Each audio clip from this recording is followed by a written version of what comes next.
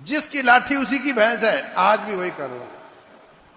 پاکستان کو کوئی گھاس نہیں ڈالتا تھا، ہمارے وزیر اعظم اور دوسرے تیسرے جا کے امریکیوں کے پاس بیٹھے رہتے، ان کو ملاقات کا ٹائم نہیں ملتا تھا۔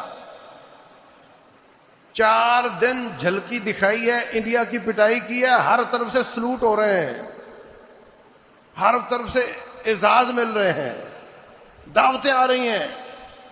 Pakistani people are very genius people, امریکہ کا صدر کہہ رہا ہے، اور یوں لگتا ہے جیسے اس میں کوئی یو ایس بی فٹ ہو گئی ہو، جہاں کھڑا ہوتا ہے یہی بات کرتا ہے،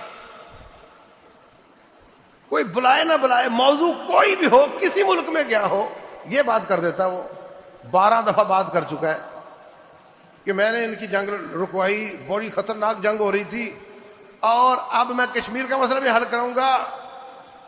یہ سب کے تیور ٹھیک ہوئے جب آپ نے مسل دکھائے، اللہ کے فضل کے بعد۔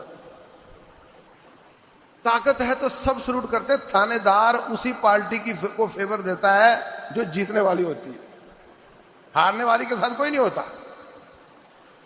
تو جب یہ جنگل ہے تو پھر جنگل میں بکریاں محفوظ نہیں ہوتی، فاختائیں محفوظ نہیں ہوتی، ہرن محفوظ نہیں ہوتے، وہ کبھی بھی بے خوف ہو کر نہیں سو سکتے۔